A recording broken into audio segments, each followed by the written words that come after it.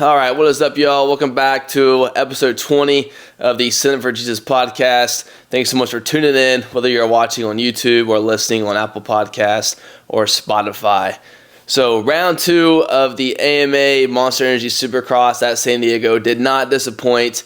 This race, in my opinion, was way better than Anaheim 1. The 450 race was absolutely sick. Seeing beast mode Eli Tomac, the Tomac that we love and just got to know and see over all these years. Was so sick to watch him and Jett battle, just like the old guy versus the young guy, and seeing those guys battle was super sick. Definitely a lot to talk about in San Diego, more so with the 250 class, just with Joe Shimoda. A lot of drama with that, with Joe hitting that pit board in qualifying. What a freak thing. I mean, I wonder how many times that has ever happened in Supercross. I know where the mechanics were lined up was kind of in a weird spot, and that was also a very fast area the riders were going through when they were passing the mechanics area. So definitely a freak thing. Hate that it happened to him. I don't know if you saw, but his hand was mangled. I don't know how Joe raced a full 15-minute main event with his hand the way that it was. Like, true warrior, true competitor, and just mad respect to Joe racing with his hand in the condition that it was in. I don't know. Hopefully, I don't know if he'll race in round 3 at Anaheim 2. I mean, his hand looked bad, and I don't know. Unfortunately, I think we won't see Joe race at Anaheim 2, which obviously that's going to just put a damper on his championship hopes. I don't know. Could be wrong. We don't really know the extent of it, how bad it's broke, but just seeing in the photos, it just looks like he might have to take round 3 off at Anaheim 2. Hopefully, if that is the case, hopefully that's all the races he'll miss, but definitely a bummer, because if he does miss round 3 at Anaheim 2, then that will definitely put an end to his championship hopes. So definitely a bummer for that. Stoked for Juju Bemair to get his first win. This is his second season in Supercross, so for him to get that win, that's awesome. And he was ripping all day. I mean, he was ripping at Anaheim 1, fastest qualifier, second in the main event, and then at San Diego wins, obviously. So he's been looking great. I mean, it's only 2 rounds, but in these 2 rounds, Juju seems to be one of the fastest guys on the track. And, I'm excited for him. I think we'll keep seeing Juju perform that well. I think he just has that in him. I think he's a very consistent rider, and I think we'll definitely continue to see Juju be on top. I think he'll win more races this year and definitely be on the podium a lot more as well. So excited for that. He's also in the points lead, so that's definitely got to be exciting for him, just being a second-year pro. So that's cool. And then I don't know what's going on with Haiden Deegan. I'll be honest, when Kitchen pulled out, I had the thought that Haiden would win every race. I didn't think it'd be easy for him, but I thought, man, with Kitchen pulling out, I think Hayden's going to win every race. But he has not looked good. P5 at A1, P3 at San Diego, and the starts have been killing him. We've seen Haiden in the past get bad starts on outdoors and SMX, and he charges to the front wins.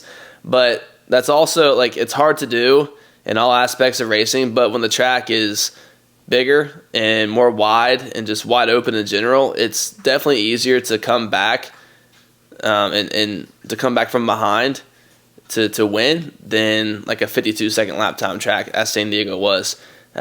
He charged from, I think, 8th to 3rd, but Ryder D made a bad mistake, so did Cole Davies, so he didn't really straight up pass those guys. He kind of had some fortunate things happen for him with Ryder D and Cole Davies making mistakes.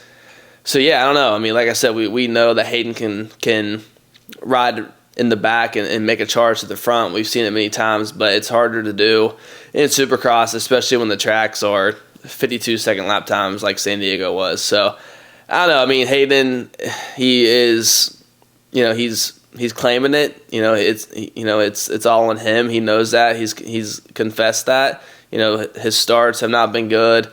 He's also been saying that he's been struggling with some arm pump. So I don't know what's going on with Haiden. I wonder if Supercross is not really his forte.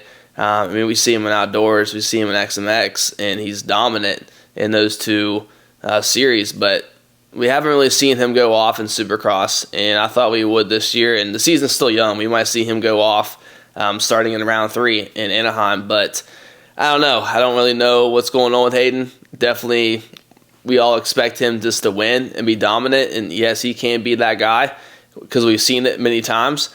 But I don't know, Supercross right now, you can probably say that Supercross is not really his specialty, just because we haven't really seen him dominate in Supercross like he has in outdoors and SMX. But I'm not giving up hope on Haiden. He's still young. There's still a lot more racing left. He's always the fastest guy on the track, and he's got to get better starts. I think once he can get his starts dialed, then he's in good shape. He had a great jump off the start in San Diego, but he wheelied and got off balance, and that's kind of what made him get a worse start. But I don't know, if he obviously whole shots, gets top 3 off the start, then I think he can easily win. But yeah, we just haven't really seen him he hasn't been in the front yet in Supercross. He's been in that A1, obviously he was dead last, got the 5th, and then with San Diego started 8th, got the 3rd. So we haven't really seen him battle with Juju, with Smith, and with Shimoda for the top position. But I feel like riders always have a kryptonite, and I feel like right now Supercross is that kryptonite for Haiden, just because we haven't seen him dominate like he has in outdoors and SMX. But yeah, I don't know. I still am hopeful that he'll win the championship. I still think he can. He's not, he's 4th in points. He's not far behind. There's still a lot of racing left, and you never know what can happen. And he definitely is not happy. I'm sure you saw on the podium when he was being interviewed, was not happy, was not satisfied, and also in the post conference was just not having it. And I understand, they're competitors, they want to win, and he knows the expectations that are on him, and he just hasn't gotten it done so far. But I think he will. I'm not going to say he's going to go out and dominate in A2, but I also wouldn't be surprised if he goes out in A2 and dominates. But yeah, we'll see. I think eventually we'll see Haiden, be that dominant rider in Supercross. It's just taking some time. Outdoors and SMX, it was pretty quick with his domination. In Supercross, we haven't seen it yet, but I think we'll see it sooner than later. But other than that, 250 class was great. I'm so excited just for the remaining rounds of the 250 West Coast class, but I'm more excited for the East Coast class just because it's way more stacked. So we'll get to see that in Tampa, I think February 8th. So excited to see the East Coast boys go at it because there is a lot of competition on the East Coast.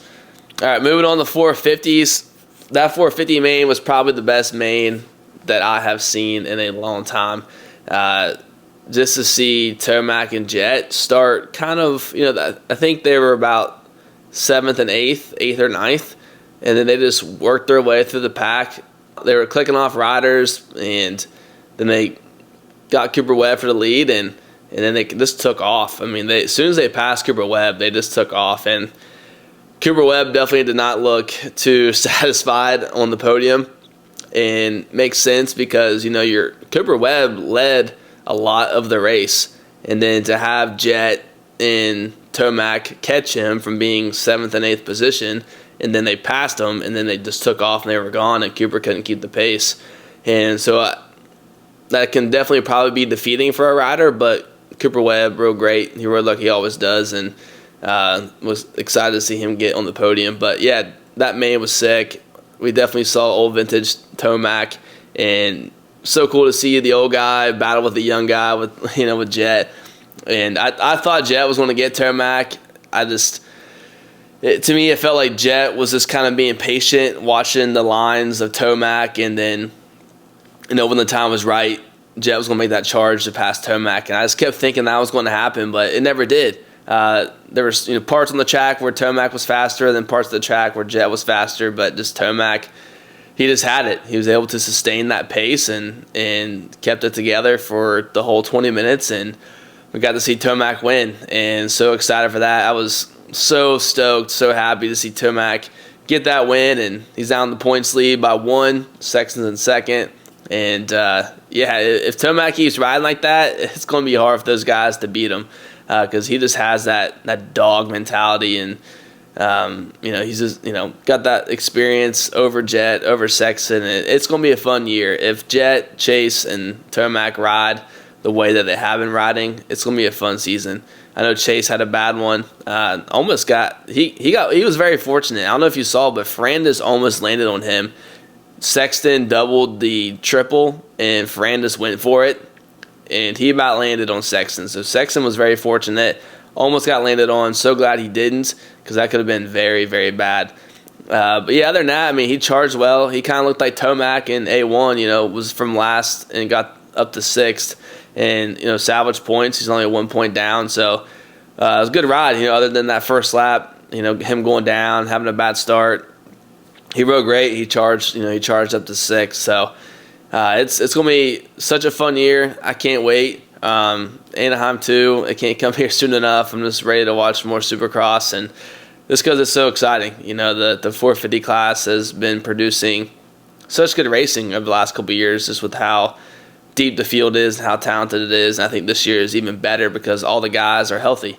No one's really battling through any injuries, and it's good to see all the top guys in pretty full health and at their best. So it's going to be a fun, exciting year, and I can't wait for the 250 West-East showdowns. There's 3 of them this year, and those are always exciting, and it's going to be fun to watch. And just with all the talent on the East Coast, it's going to be fun to watch those boys battle with the West Coast guys, and just to see how the top West Coast guys do against the top East Coast guys.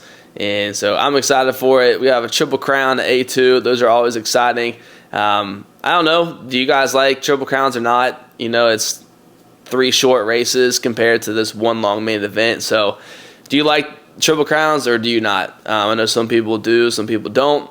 But definitely I like it because it definitely is a change of pace. It's you don't see the same racing all year. We're always used to this 15-minute mains, 20-minute mains, and now we get to see three races. I think they're like 10 minutes, 8 minutes, something like that. So it's definitely more of a high-pace moto than it is just for like one main event as a whole. So it definitely keeps things interesting, keeps the season more. It's just different racing, and I like that. Just to throw something different in there throughout the season, I think is fun and also good for the sport. So I like Triple Crowns just in that aspect of how it's different, and this keeps it more exciting. And also the guys, they have to be more consistent. 3-moto formats, they have to be consistent in their races. So it definitely, I think it produces better racing. The pace is high, but the guys also have to be consistent in all 3 races. So I'm excited for it. Also have Supercross Futures coming up in A2, so excited to see the top amateur kids battle it out for the Supercross Futures. So it should be good. But yeah, overall, San Diego was great. Definitely surpassed Anaheim 1, especially in the 450 class. And I think we will have battles like that for the rest of the year, and I'm all for it. I can see Jett, Tomac, and Sexton battling all year, and I think Cooper Webb. I think once we get halfway through the season, he's going to be the normal Cooper Webb that we all know, and the sneaky Cooper Webb, and he'll be up there battling those guys as well. So San Diego, that's my recap. That's my thoughts. Bummed for Joe Shimoda. Hopefully he can get back out there and race. Stoked for Juju. Not too sure what's going on with Haiden, but I think he'll figure it out and be fine. And that 450 battle between Jett and Tomac was absolutely insane. And so stoked for Tomac to get that win. So guys, thanks for watching, and make sure you like this video, leave a comment, and share it with your friends and your family, and also please subscribe to the channels as well. So guys, thank you so much. Episode 20 of the Send It For Jesus podcast. Thanks so much for watching.